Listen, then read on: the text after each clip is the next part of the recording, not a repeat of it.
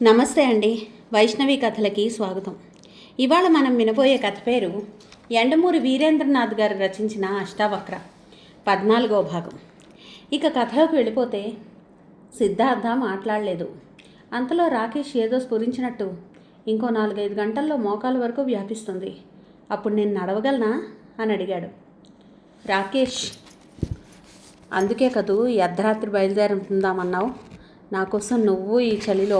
రాకేష్ గట్టిగా అన్నాడు సిద్ధార్థ. ఆలోచనలు మాని నడువు, మనం చాలా దూరం వెళ్ళాలి. ఫ్రాస్ట్ బైట్ మోకాల వరకు వచ్చేసింది.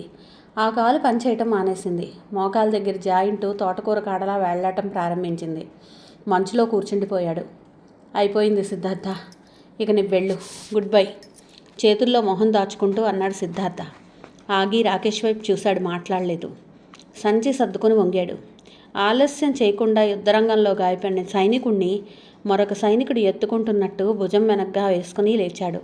నడవడం ప్రారంభించాడు. ఏమిటి సిద్ధార్థ, వదులు. మాటల ద్వారా వాదనల ద్వారా నన్ను మరింత త్వరగా అలసిపోయేలా చేయకు రాకేష్.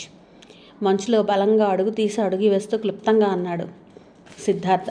అలా ఒక మనిషి బరువు మీద వేసుకుని పాదాల వరకు కూరుకుపోయే మంచులో ఎంతో దూరం నడవలేడని అతడికి తెలుసు. షేర్పా మరణించిన చోటు నుంచి, అంటే ఈ ప్రదేశం నుంచి గమ్యం దాకా కనీసం 2 రోజులు నడక తప్పకుండా ఉండి ఉంటుంది. అంత దూరం నడవగలడు. నేను నడవగలను. ఎందుకు నడవలేను? నా భుజాల మీద ఏ బరువు లేదు. ఇదిగో కుడికాలు తీసి ముందుకు వేస్తున్నాను, తర్వాత ఎడమకాలు. నాలో కొత్త శక్తి పుట్టుకొస్తుంది. గమ్యం వరకు నడవగలను. ఒక రకమైన సెల్ఫ్ హిప్నాసిస్లో అతడు కర్తవ్యాన్ని మననం చేసుకుంటూ నడవసాగాడు. మధ్యలో ఆగటం, మళ్ళీ నడవడం. 1 గంట, 2 గంటలు, 3 గంటలు, అంతవరకు అతడి శక్తి నిలిచింది. మరొకరైతే 10 అడుగులు వేసి పడిపోయేవారే. వాళ్ళని చూసిన వాళ్ళెవరూ వాళ్ళని మనుషులు అనుకోరు. జుట్టు సూదుల్లా లేచుంది, గెడ్డం తెల్లబడిపోయింది. కదిలే అస్థిపంజరాల్లో ఉన్నారు. కళ్ళు నీరసంతో ఆకలితో లోపలికి పోయాయి. పెదాలు మంచు వల్ల పగిలి తెల్లబడ్డాయి. స్పర్శ పోయింది. బూట్ల దగ్గర ప్యాంటు పీలికలైపోతోంది. బూటిపైన కింద మంచు అట్టల్లా తేలింది. కాలు వేయడానికి ఏడ్చవలసి వస్తోంది. శరీరాన్ని సూదుల్లా పొడిచే గాలి ఒకవైపు, దారితోచని తెల్లదనం మరోవైపు. 3 గంటల నడక తరువాత అతడు అలసిపోయి రాకేష్ని క్రిందికి దింపాడు. అతడి బట్టలు చెమటతో తడిసిపోయాయి. రొప్పుతున్నాడు. 5 నిమిషాల తర్వాత అతడు తిరిగి మాట్లాడగలిగాడు. మొట్టమొదటిసారి మనం తప్పు చేశాం. మంచు పర్వతాల్లో సూర్యోదయం దిశ తప్పుగా కనబడుతుండటంతో అటు వెళ్ళాం. ఈసారి ఆ తప్పు చెయ్యలేదని అనుకుంటున్నాను. ఒకవేళ మనం సరైన దిశలో ప్రయాణం చేస్తామనుకున్నా బస్సు దిగిన చోటు చేరుకోవడానికి 2 రోజుల ప్రయాణం ఉంది. అటు ఇటు చూడు, 2 శిఖరాలు ఉన్నాయి. మధ్యలో అనంతమైన ఈ లోయ. దీంట్లో ఎంత ప్రయాణం చేసినా మనం గమ్యం చేరుకోలేం. అందుకని ఏం చేయాలి? రాకేష్ సందేహంగా అడిగాడు. అటో ఇటో ఒక శిఖరం ఎక్కాలి. ఎక్కి మనం ఉన్న వాస్తవాన్ని ఉన్నట్టు మాట్లాడుకోవడం మంచిది. మనం సిద్ధార్థ, ఈ చలిలో, ఈ పరిస్థితుల్లో, కడుపులో ఆకలితో మనం ఇంకొక రోజు కన్నా ఎక్కువ బ్రతకగలమని అనుకోను. ఆ పైన మహా అయితే ఇంకో 4 గంటలు. రాకేష్ నవ్వాడు. ఆ నవ్వులో జీవం లేదు. నవ్వుతూ, నేను ఇంకో 6-7 గంటలు ఎక్కువ బతకగలను. నా వెంటి మీద ఒక జత బట్టలు ఎక్కువ ఉన్నాయి కాబట్టి అన్నాడు. సిద్ధార్థ తమకి ఇరువైపులా ఉన్న శిఖరాన్ని పరీక్షించి చూస్తూ, వీటిలో దేన్ని ఎక్కాలన్నా మనకి పూర్తిగా ఒకరోజు పట్టొచ్చు అన్నాడు. ఒకరైతేనే ఆ లెక్క. నన్ను మోయవలసి వస్తే దానికి రెట్టింపు. సిద్ధార్థ ఆ మాటల్ని పట్టించుకోకుండా, నేను అనుకునేది ఏమిటంటే, మనం ఇప్పుడు మన అదృష్టాన్ని పరిశీలించుకోవాలి. మనం బతకాలా మరణించాలా అన్నది 2 శిఖరాలు తెలుస్తాయి అన్నాడు. ఎలా? ఈ రెండిట్లో ఒక శిఖరం ఎక్కితే అవతల వైపు ప్రాంతం కొన్ని మైళ్ళ వరకు కనబడుతుంది. అక్కడ మనుష్య సంచారం ఏదైనా ఉన్నట్టయితే మనం అదృష్టవంతులం అన్నమాట. దిగి వెళ్ళడం అంత కష్టం కాదు కాబట్టి. అటువైపు ఏమీ లేకపోతే? సిద్ధార్థ ఆగి నెమ్మదిగా అన్నాడు. మనం మళ్ళీ వెనక్కి వచ్చి ఇటువైపు శిఖరం ఎక్కాలి. కానీ ఎక్కే వరకు మనం బతకడం. అందుకే లాటరీ వేయాలి. ఇటు అటు ఊగే ముళ్ళు మధ్యలో నిలబడేటట్టు ఇద్దరూ ఆ 2 శిఖరాల మధ్య నిలబడ్డారు. మధ్యలో సరళరేఖల అనంతమైన లోయ. ఏం చేద్దాం? సిద్ధార్థ అడిగాడు. ఏ శిఖరం ఎక్కుదాం అన్నట్టు. నిద్రపోదాం. సిద్ధార్థ ఉలిక్కిపడి రాకేష్ వైపు చూశాడు. రాకేష్ లేచి మోకాల మీద చెయ్యాంచి బాధను అణుచుకుంటూ అతి కష్టం మీద అడుగులు వేసుకుంటూ సిద్ధార్థ దగ్గరికి వచ్చాడు. ఈ పరిస్థితిలో మనం ప్రయాణం చేయటం అంత మంచిది కాదు. అసలు ఓపిక లేదు. ఒక 2-3 గంటల్లో ఎలాగో తెల్లవారుతుంది. ఈ 2 గంటలు నిద్రతో మరింత శక్తి వస్తుంది. సిద్ధార్థ అతడి వాదనలో నిజం ఉందనిపించింది. తెల్లారితే తూర్పు ఎటు ఉందో తెలుస్తుంది. అది తెలిస్తే దక్షిణం వైపు శిఖరం ఎక్కితే ఛాన్స్ కొద్దిగా ఎక్కువ ఉంటుంది. అది ఆలోచించి సరే అన్నాడు. ఆ నిర్ణయానికి వచ్చాక మరి ఆలస్యం చేయకుండా ఒక చిన్న కప్పులా ఉన్న దాని కింద విశ్రాంతికి ఉపక్రమించారిద్దరు. నిజానికి సిద్ధార్థ చాలా అలసిపోయి ఉన్నాడు. అలా పడుకుని కళ్ళు మూసుకోగానే నిద్ర పట్టేసింది. ఒళ్ళు తెలియకుండా నిద్రపోయాడు. శారీరక బాధలు, చెరిబారి నుంచి తీసుకోవలసిన చర్యలు, భయం అన్నీ మర్చిపోయి సుషుప్తిలోకి జారుకున్నాడు. సూర్యకిరణం బాలుగా వచ్చి మొహాన్ని చురుక్కుమనిపించడంతో హఠాత్తుగా మెలకువ వచ్చింది సిద్ధార్థకి. లిక్కిపడి టైం చూసుకున్నాడు. 11:30. ఎన్నాళ్ల నుంచో నిద్రలేనట్టు అలసిపోయిన శరీరాన్ని ఆక్రమించేసుకున్నట్టుంది. అనుకున్న దానికంటే 5 గంటల ఆలస్యమైంది. ఉష్ణోగ్రత అలాగే ఉంది. శీతల పవనాలు వస్తూనే ఉన్నాయి. సూర్యకాంతి వల్ల ఆ ప్రదేశం మాత్రం మరింత తెల్లగా ప్రతిబింబిస్తూ ఉంది. కళ్ళు విపరీతంగా లాగుతున్నాయి. నడుము నొప్పి వల్ల లేచి కూర్చోలేకపోయాడు. అలాగే పడుకుని పై ఆకాశం కేసి చూస్తూ అనుకున్నాడు, లేవకపోతే ఏమవుతుంది? ఇంకొన్ని గంటల్లో ప్రాణం పోతుంది. పూర్తిగా ప్రాణం కూడా పోనక్కర్లేదు. మంచులో నివసించే జంతువో పక్షో గమనించిందంటే చాలు, సొమ్మసిల్లి పడి ఉండగానే చీరుకు తినేస్తుంది. ఈ శిథిలమైన కాళ్లతో, ఈ శత్రువు లేని శరీరంతో డేక్కుంటూ పాక్కుంటూ శిఖరాన్ని అధిరోహించడం కంటే ఇదే మేలు. హాయిగా చచ్చిపోవచ్చు. కానీ ఆలోచన క్షణం సేపే. లేచి కూర్చున్నాడు. అప్పటికే ఆలస్యమైపోయింది. బయలుదేరాలి. చెవి కొనలు రుద్దుకుంటూ పక్కకు చూశాడు. ఒక భయం, ఒక చలి, సుడి తెమ్మెర్లా అతడిని నిలువెల్లా వణికించింది. పక్కన రాకేష్ లేడు. అతడు అటు ఇటు చూశాడు. చుట్టూ కొండలు, మంచు పర్వతాలు, నిశ్శబ్దం తప్ప రాకేష్ లేడు. రాకేష్ అని పిలిచాడు. కొండల మధ్య అతడి స్వరం కూరుకుపోయింది. కంగారుగా లేచి నిలబడ్డాడు. రాకేష్! జవాబు లేదు. రాకేష్! ఎలుగెత్తి అరిచాడు. పర్వతాల నడుము నుంచి అదే పిలుపు తిరిగి ప్రతిధ్వనించింది. అంతే తప్ప సమాధానం లేదు. సిద్ధార్థ అడుగు ముందుకు వేయబోయి కాలికేదో తగలటంతో ఆగిపోయాడు. బట్టలు షేర్పావి, అంతేకాదు రాకేష్వి కూడా ఉన్నాయి. అవన్నీ తన మీద కప్పబడి ఉండబట్టే అంత వెచ్చగా నిద్రపట్టింది. సిద్ధార్థ నిశ్చేష్టుడయ్యాడు. అంతలో అతడి చేతికి ఒక కాగితం తగిలింది. రాకేష్ చేతిరాతతో ఉందది. ఆశ్చర్యంతో విప్పి చదివాడు. సిద్ధార్థ, నువ్వు ఈ ఉత్తరం చదివే సమయానికి నేను నీ కుడివైపు ఉన్న శిఖరం ఎక్కుతూ ఉంటాను. ఎక్కడం అన్న పదం సరైనది కాదేమో. పాకుతూ ఉంటాను ఒక్క కాలుతో. ఈ శిఖరం అంతా పైకి పాకటానికి నాకు చాలాసేపు పట్టవచ్చు. నువ్వు క్రిందే ఉండి శక్తి సమకూర్చుకో. పైకి వెళ్ళాక ఇదే దారి అవునో కాదో చెప్తాను. మళ్ళీ మనం కలుసుకుంటామో లేదో. నీకో మాట చెప్పని, నేను చెడ్డవాడిని కాదు. ఈ ప్రపంచంలో ఎవ్వడూ చెడ్డవాడు కాదు. పరిస్థితులే మనిషిని రాక్షసుణ్ణి చేస్తాయి. ఈ మంచు పర్వతాల మధ్య నీ శత్రువునని తెలిసి నువ్వు నా మీద చూపిన కరుణ, దయ, ప్రేమల్లో కనీసం 1000వ వంతు నా తండ్రి కానీ, తల్లి కానీ, పినతల్లి కానీ నా మీద చూపించి ఉంటే నేను ఈ రకంగా తయారవ్వకపోయేవాడేమో. నీకు తెలుసా, మామయ్యని చంపింది నేను. డాక్టర్ రంగప్రసాద్ మీద హత్యా ప్రయత్నం చేసింది నేను. ఈ నరరూప రాక్షసుడిని చూస్తుంటే నీకు అసహ్యం వేయటం లేదు? నా జీవితపు మరికొన్ని చీకటి రహస్యాలు చెప్తే మొహం మీద ఉమ్మేస్తావు. కానీ లేలేత చెట్టు మొలకెత్తేటప్పుడు పైపెలుసు రాలిపోయినట్టు నీ స్థిరత్వం ముందు నా చెడు వీగిపోయింది. ఇంత తెలిసినా నీ భార్యని రక్షించుకోవటానికి ప్రయత్నించేవే తప్ప నన్ను ఎలా సాధించాలా అని ఆలోచించలేదు. పైగా ప్రయత్నించావు. నీ మంచితనంతో నా హృదయం పరపరా కోసావు. ఇంత మంచితనాన్ని నేను భరించలేకపోతున్నాను సిద్ధార్థ. ఏం చెయ్యను? నువ్వు నిద్రలోకి జారుకున్నాక నేను ఆలోచించాను. పొద్దున్న లేచి నన్ను భుజాన వేసుకుని నువ్వు కొండ ఎక్కటం ప్రారంభిస్తావు. అది దాదాపు దుర్లభం. తీరా ఎక్కాక మనం దురదృష్టం వెక్కిరిస్తే, శిఖరానికి అటువైపు ఏమీ లేకపోతే మనిద్దరికీ మరణమే శరణ్యం. అందుకే ఆ రిస్క్ నేనే తీసుకోదలుచుకున్నాను. ఇప్పటికే మోకాలి పైకి పాకిన ఫ్రాస్ట్ బ్రైట్. నేను నడవడానికి నిన్నటి నుంచే సహకరించడం లేదు. అందుకే పాకుకుంటూ బయలుదేరాను.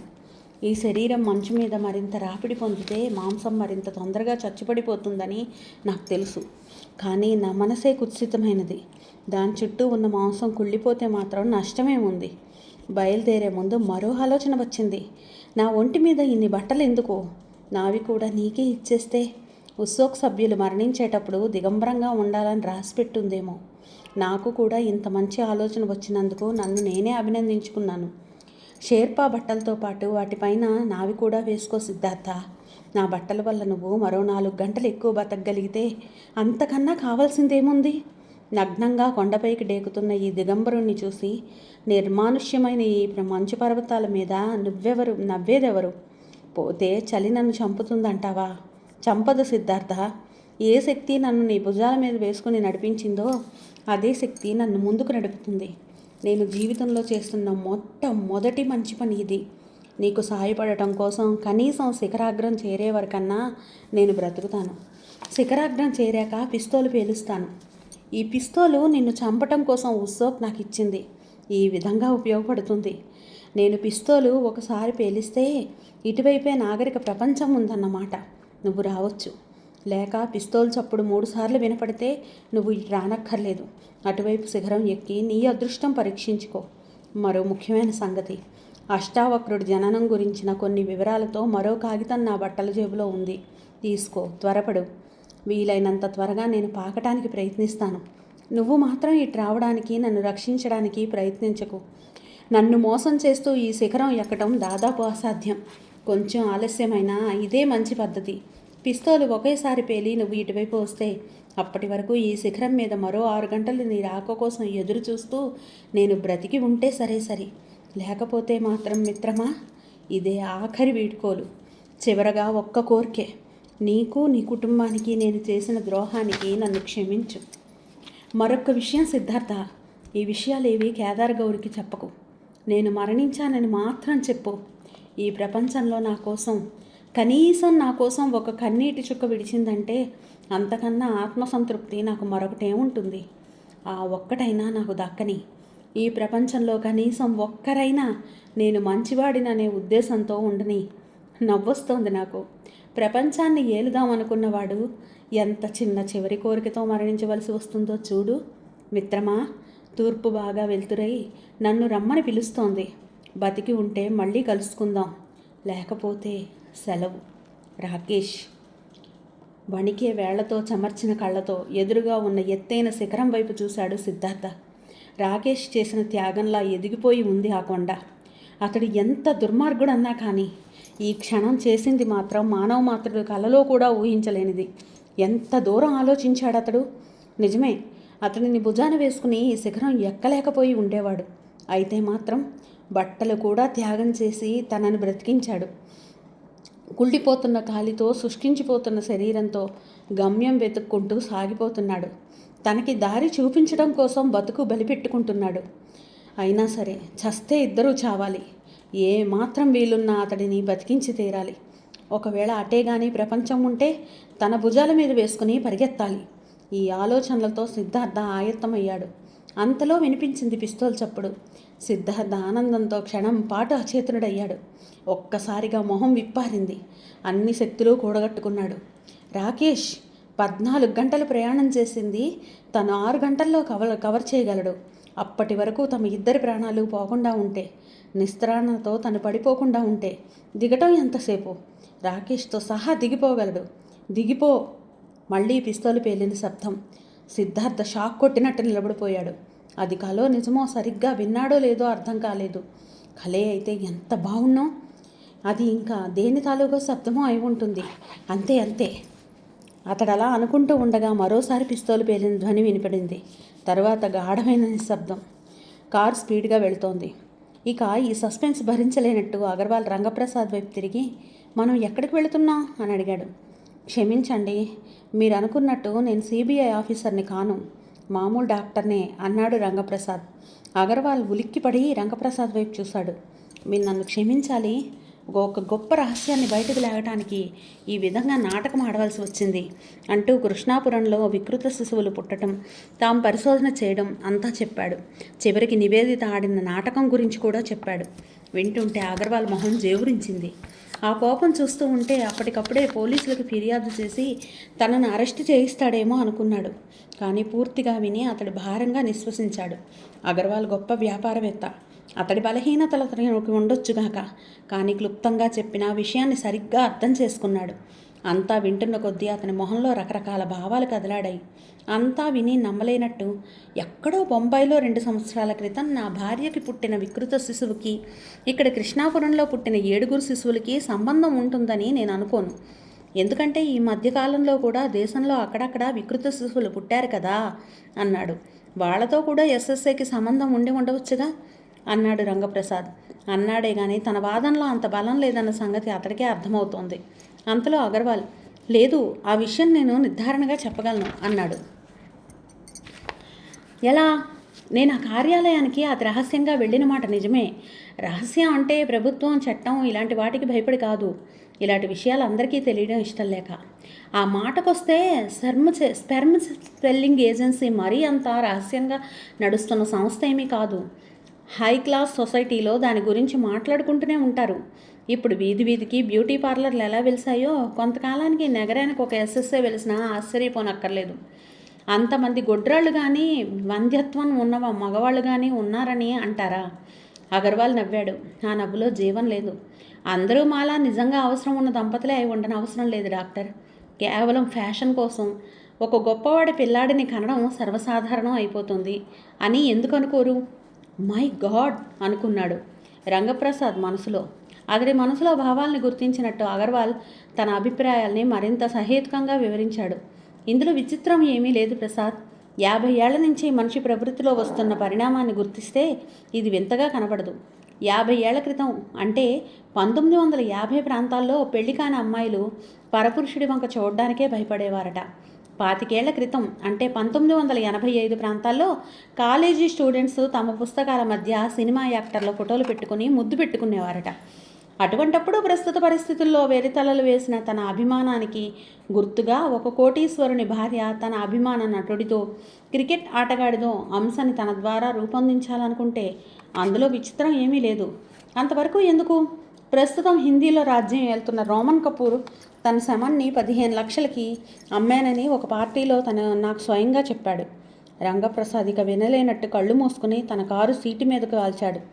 బాగా కొవ్వెక్కిన ఒక మోడర్న్ స్త్రీ, ఒక కోటీశ్వరుడి భార్య భర్తతో పడుకుని తను అభిమానించే సినిమా నటుడితో మానసిక వ్యభిచారం చేసే బదులు అతని అంశను కొనుక్కుంటుంది.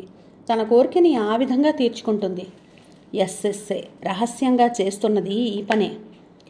మార్జువానా, హాషిష్ లాంటి మత్తు పదార్థాలు ఎలా స్మగుల్ చేయబడుతున్నాయో ఈ వీర్యం కూడా అలాగే స్మగుల్ చేయబడుతున్నదన్నమాట. రంగప్రసాద్ ఒళ్ళు జలదరించింది. పత్రికల్లో దాదాపు నగ్నంగా పోజులిచ్చే రోమన్ కపూర్, హిమాన్ మొహం కళ్ల ముందు కదలాడింది. డబ్బు కోసం ఏమైనా చేసే క్రికెట్ ఆటగాడు సునీల్ సావేత్కర్ గుర్తొచ్చాడు. వీళ్ళందరూ ఎస్ఎస్ఏకి బహుశా అమ్ముడుపోయి ఉండవచ్చు. కానీ నైతిక విలువల పట్ల ఇంకా నమ్మకం ఉన్న గొప్పవారు చాలామంది ఉన్నారు. ఒక గొప్ప కారణం ఉంటే తప్ప కేవలం డబ్బుకి తమ అంశని అమ్మరు. మరి వీరి శమన్ని ఎస్ఎస్ఏ ఎలా సంపాదించగలుగుతుంది? ఇక ఒకవేళ సంపాదించగలిగినా కొనే వాళ్ళకి నమ్మకం కుదరడం కోసం ఆ స్పెర్మ్ తమదే అన్న హామీ పత్రాన్ని ఎలా సంపాదిస్తుంది? రంగప్రసాద్ ఆలోచనలో ఉండగానే కారు మలుపు తిరిగి విశాలమైన కాంపౌండ్లోకి ప్రవేశించింది. అప్పటికే ఆకాశం మేఘావృతమై ఉంది. ఆ రాత్రి కాళరాత్రిగా మారబోతుందన్న సూచనలు కనపడుతున్నాయి. నాకు తెలిసినంతలో ఈ సమస్యకి పరిష్కారం చెప్పగలిగేవాడు డాక్టర్ వంశీకృష్ణ ఒక్కడే. అతడి దగ్గరికి వెళుతున్నాం అని రంగప్రసాద్ అంటూ ఉండగా కారు ఇన్స్టిట్యూట్ ముందు ఆగింది. ఆయన తెలుసుగా మీకు? దిగుతూ అన్నాడు. తెలుసు, నేను నా భార్య వచ్చాముగా. కానీ నా అనుమానం ఏమిటంటే ఇక్కడ కృష్ణాపురంలో పుడుతున్న వికృత శిశువులకి అక్కడ బాంబేలో ఎప్పుడో 2 సంవత్సరాల క్రితం నా భార్యకు పుట్టిన వాడికి సంబంధం ఏముంటుంది అని. నేను అగర్వాల్ అభిప్రాయంతో భవిస్తున్నాను అన్నాడు వంశీకృష్ణ కుర్చీలో వెనక్కి వాళ్తూ. అంతేనంటారా? నిరాశగా అడిగాడు రంగప్రసాద్. పోనీ మీ అభిప్రాయం చెప్పండి వంశీకృష్ణ అడిగాడు. నాకంటూ ఒక నిర్దిష్టమైన అభిప్రాయం లేదు అన్నాడు రంగప్రసాద్. మనం ఈ విషయంలో లోతుగా పరిశీలించాలంటే ఈ 2 సంవత్సరాల కాలంలో దేశంలో పుట్టిన అందరి వికృత శిశువుల్ని పరిశీలించాలి. వాళ్ళ తల్లుల్ని ఇంటర్వ్యూ చేయాలి. చేస్తే ఏం తెలుస్తుంది? ఎస్ఎస్ఏకి వాళ్ళకి ఏమన్నా సంబంధం ఉందేమో అని తెలుస్తుంది. వంశీకృష్ణకి నవ్వు రాబోయింది. రంగప్రసాద్ ఏమన్నా అనుకుంటాడేమోనని ఆపుకున్నాడు. కొన్ని కోట్లతో వ్యాపారం చేసే ఎస్ఎస్ఏ ఎక్కడో కృష్ణాపురం వచ్చి 7 స్త్రీల మీద ఎందుకు సామాన్య ఉపయోగిస్తుంది డాక్టర్? నేను అదే అన్నాను అన్నాడు అగర్వాల్ మధ్యలో కల్పించుకుంటూ. నా కళ్ళ ముందే ఒక సొసైటీ స్త్రీకి ఆమె అభిమాన నటుడి ద్వారా కొడుకు కలిగాడు. అది 2 సంవత్సరాల క్రితమే. వంశీకృష్ణ అన్నాడు. ఎస్ఎస్ఏ మీద కూడా మనం చట్టరీత్యా ఏమీ చర్య తీసుకోలేము అనుకుంటాను. పార్లమెంట్లో వీర్యం అమ్మకాన్ని నిషేధిస్తూ ఆర్డినెన్స్ వస్తే తప్ప. రంగప్రసాద్ వినడం లేదు, ఆలోచిస్తున్నాడు. అతని మనసు చెప్తోంది ఇక్కడే ఏదో మెలిక ఉందని. అగర్వాల్ లేచి, నేను వెళ్ళిరానా, నా విమానానికి టైం అవుతోంది అన్నాడు. రంగప్రసాద్ లేచి అతనికి కరచాలనం ఇస్తూ, థ్యాంక్ యూ, అంతేకాదు మీరు క్షమించాలి కూడా. చిన్న విషయం కోసం చాలా పెద్ద నాటకం ఆడవలసి వచ్చింది. మీకు సమయం, డబ్బు 2 ఖర్చే అన్నాడు. పర్వాలేదు, నేను కోరేది కూడా ఒకటే. ఒకవేళ ఈ కేసు బయటకు వచ్చినా మా స్వవిషయాలు ఎక్కడా బయటకు రానివ్వకండి. ప్రెస్ అంటే చాలా భయం నాకు. కరచాలనం చేసి బయటికి నడిచాడు. సరిగ్గా 15 గంటలో అగర్వాల్ కారు విమానాశ్రయం చేరుకుంది. కౌంటర్ అప్పుడే మూసేస్తున్నారు. అతడు హడావిడిగా తన స్లిప్ తీసుకుని విమానం వైపు నడిచాడు. అతడే ఆఖరి ప్రయాణికుడు. బాంబాయి వెళ్లే ఎయిర్ బస్ అది. పక్కనే మరో చిన్న విమానం బయలుదేరుతోంది. లైట్మెన్ దానికి సిగ్నల్ ఇస్తున్నాడు. రాత్రి 8 అయింది. అంతా ఖాళీ ప్రదేశం అవడంతో చల్లటి గాలి రిబ్బును వీస్తోంది. అతడే ఆఖరి ప్రయాణికుడు అవడంతో విమానాశ్రయపు మెట్ల నుంచి విమానం వరకు దాదాపు 1000 గజాల ప్రదేశం నిర్మానుష్యంగా ఉంది. విమానం దగ్గర 4-5 సిబ్బంది నిలబడి ఉన్నారు. అంతా ఖాళీ ప్రదేశం అవడంతో చల్లటి గాలి రిబ్బున వీస్తోంది.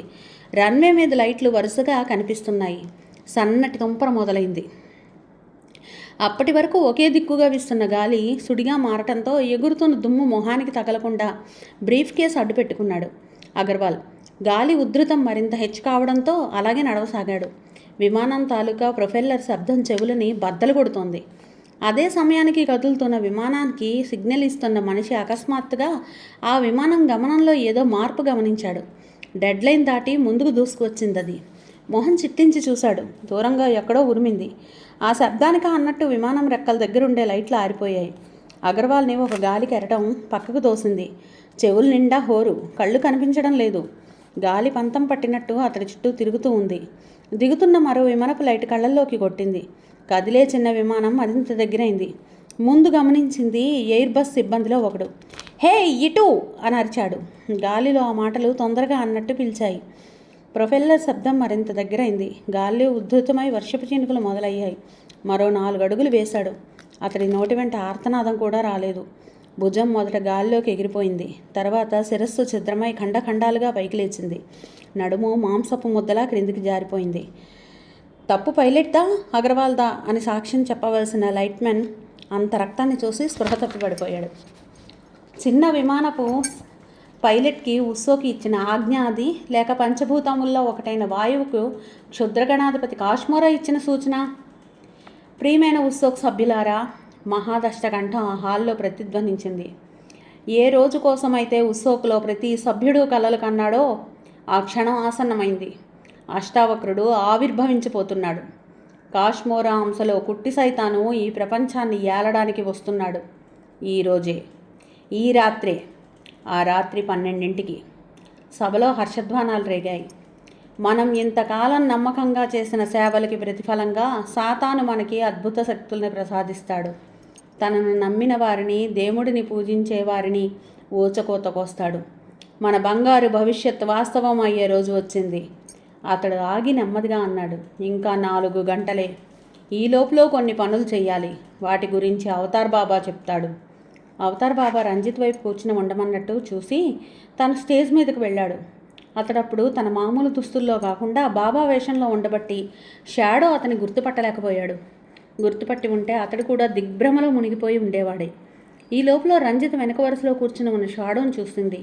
బాబా ఎవరో తనకు తెలిసిన వార్తని అతనికి ఎలా అందజేయాలన్నది ఆమెకు అర్థం కాలేదు. ఈలోపు బాబా ఉపన్యాసం మొదలైంది.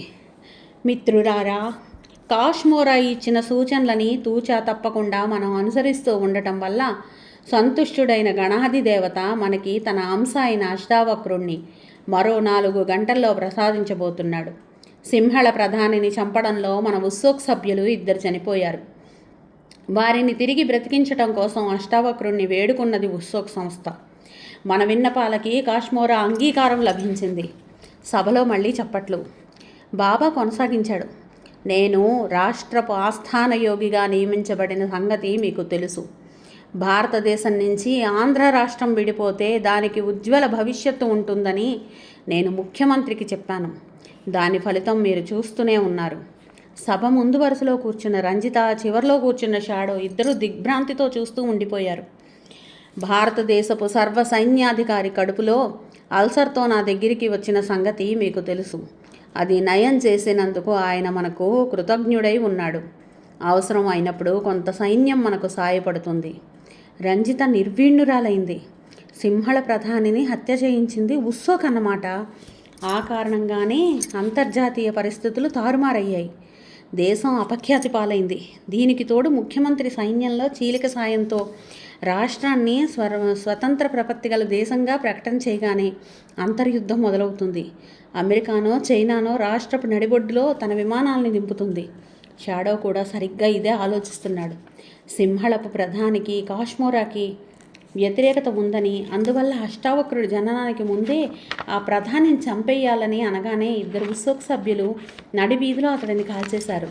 తమ ప్రాణాలని కాశ్మోరా కోసం త్యాగం చేసేటంత మూఢనమ్మకం వారిలో పెరిగిపోయింది. ఒక్కసారి సామీప్యానికి వస్తే ఉస్సో చదువుకున్న వారిని చదువుకోని వారిని అందరినీ మూర్ఖుల్ని చేస్తుంది. ఆ మాటకొస్తే చదువుకున్న వారిలోనే మూఢనమ్మకాలు ఎక్కువ. ఉస్సోక్ దీన్ని బాగా క్యాష్ చేసుకుంటోంది. కానీ నిజంగా క్షుద్రదేవతలు ఉన్నాయా? దానికి సమాధానంగా బాబా స్వరం వినిపించింది. ఈ అర్ధరాత్రి అష్టావక్రుడి జననం జరుగుతుంది.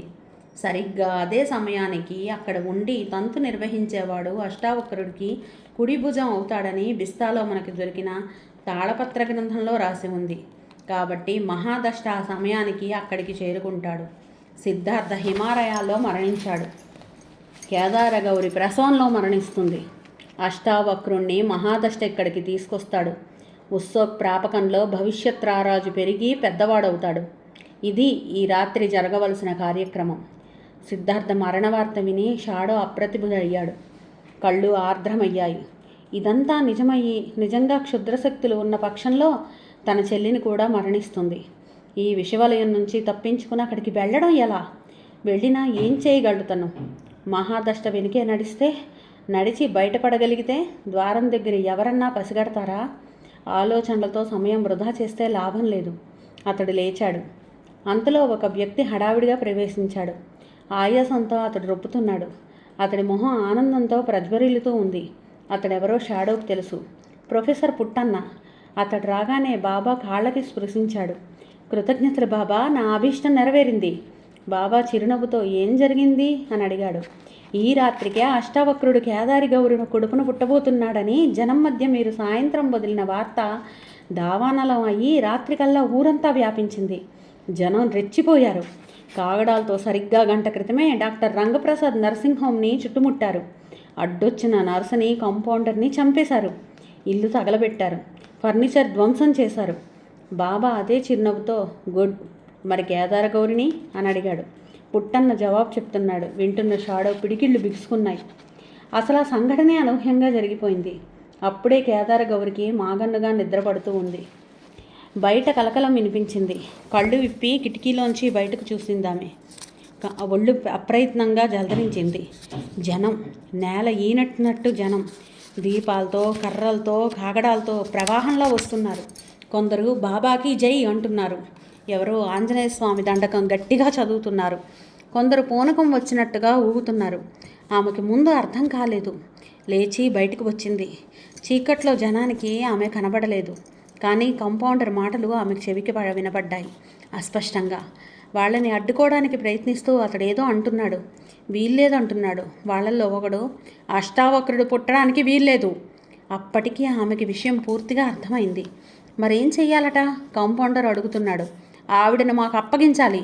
డాక్టర్ గారు లేరు. మేము అడుగుతున్నది డాక్టర్ గురించి కాదు. ఆవిడని మర్యాదగా మాకు అప్పగించు. అంతలో ఎవరో వెనక నుంచి వీడితో వాదనలేమిట్రా, తోసి పడేయక అన్నారు. కేదార గౌరి తల వంచి ఈసారి జనం వంక పరీక్షగా చూసింది. తిరణాలలాగా ఉందక్కడ. ఒకరు కాళికాదేవి విగ్రహాన్ని బాగా పైకెత్తి పట్టుకుని పూనకం వచ్చినట్టు నాట్యం చేస్తున్నారు. మరొకరు వేపమండలు గాలిలో ఊపుతున్నారు. కొంతమంది భక్తులు అప్పుడే స్నానం చేసినట్టు తడిబట్టలతో వచ్చారు. ఏమిటి, ఆమెను ఏం చేస్తారు? కాంపౌండర్ కంఠంలో భయం తొంగి చూసింది. అంతమంది జనాన్ని చూసి ఇంకొకరైతే ఈ పాటికే వాదనలు మాని దారి వదిలేసేవారు. ఈ కాంపౌండరు యువకుడు ధైర్యం ఉన్నవాడు. ఏదన్నా చేసుకుంటాం, నీకెందుకయ్యా, మర్యాదగా దారి వదులుతావా లేదా అంటూ ముందుకొచ్చాడు ఒకడు. ఇంకా నయం, ఇప్పుడన్నా తెలిసింది. వాడు కానీ పుట్టుంటే మొత్తం ప్రపంచానికే అరిష్టం సంభవించేది. ఇంతకాలం వర్షాలు ఎడతెరిపి లేకుండా కురుస్తూ ఉంటే నాకు అప్పుడే అనుమానం వచ్చింది ఇదేదో ప్రళయ సూచనే అని. బ్రహ్మంగారు చెప్పలేదు ఇది ఇలాగే జరుగుతుందట, సైతాను రాజవుతాడట. వింటున్న కేదార గౌరికి కోపం రాలేదు, దుఃఖం రాలేదు. ఆ ప్రజల్ని చూసి జాలేసింది. ఎలా మారుతారు వీళ్ళు? కడుపులో హాయిగా నిద్రపోతున్న ఆ పసికందుని, ఇంకా బయటికి రానివాణ్ణి, అభం శుభం తెలియని వాణ్ణి, తమ మూర్ఖత్వానికి తమ అజ్ఞానానికి బలిపెట్టబోతున్న వాళ్ళు వీళ్ళు ఎలా మారుతారు? ఏ హేతువాది, ఏ సంస్కారవంతుడు, ఏ సాహితీకారుడు వీడిని మార్చగలడు? పక్కింటి ఆవిడ భర్త చనిపోతే తన మంగళసూత్రానికి పసుపు కొమ్ము కట్టుకునే ఆడవాళ్ళు, తుమ్మితే వెనక్కొచ్చేవాళ్ళు, బల్లి పెడితే భయపడేవాళ్ళు ఎలా మారుతారు వీళ్ళు? ఏ హైడ్రోజన్ బాంబే నాశనం చేస్తే తప్ప బాగుపడరు. ఆ పైన మరి ఆలోచించలేకపోయింది. ఆమె బయట జనం ఒత్తిడి ఎక్కువైంది. నర్సు భయంగా అరుస్తోంది. ఏదో విరిగిన చప్పుడు కాంపౌండర్ మూలుగు వినిపించింది. బలహీనమైన మృగాన్ని అడవిలో తరిమే జంతువుల్లో జనం వస్తున్నారు. ఈ శిశువుని రక్షించాలి, ఎలాగైనా తన బిడ్డను రక్షించుకోవాలి. అతడు వికృత రూపుడైనా, అష్టావక్రుడైనా, తన మరణానికి కారణభూతుడైనా ఏమైనా సరే రక్షించుకోవాలి. ఆమె ఇంటి వెనుకవైపు తలుపు తెరిచి బయట కన్ను పొడుచుకున్నా కానరాని చీకటి.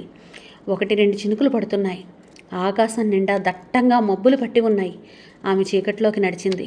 వెనక నుంచి దూరంగా కోలాహలం వినిపిస్తోంది. అలా నడిచిపోతూనే ఉంది. నిండిన గర్భాన్ని, వస్తున్న ఆయాసాన్ని ఆమె గమనించడం లేదు. వెనక పెద్ద మంట తాలూకా వెలుగు కనిపించింది. ఆమె స్తబ్రురాలైంది. ఏదో ఇల్లు తగలబడిపోతున్నట్టుంది ఆ వెలుగు.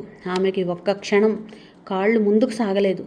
నర్సింగ్ హోమ్ తగలబడిపోతూ ఉంది. ఏ ఆసుపత్రి అయితే ఇంతకాలం బీదాబిక్కికి ఆశ్రితమై నిలిచిందో, ఏ గృహమైతే రోగులకి ఇంతకాలం వసతిగా నిలిచిందో, దాన్నే ఆ ప్రజలే ఆగ్రహావేశాలతో పిచ్చివాళ్లే తగలబెట్టుకుంటున్నారు. ఆమెకి నవ్వు దుఃఖము వచ్చాయి, ఆవేశము ఆవేదన కలిగాయి. విన్నారు కదండి. ఈ కథ కనుక మీకు నచ్చినట్టయితే లైక్ చేయండి, షేర్ చేయండి, కామెంట్ చేయండి. మా ఛానల్ని సబ్స్క్రైబ్ చేసుకొని నన్ను ఎంకరేజ్ చేయండి. ఇలాంటి ఇంకా ఎన్నో మంచి కథలను చదివే అవకాశాన్ని నాకు ఇవ్వండి. Thank you.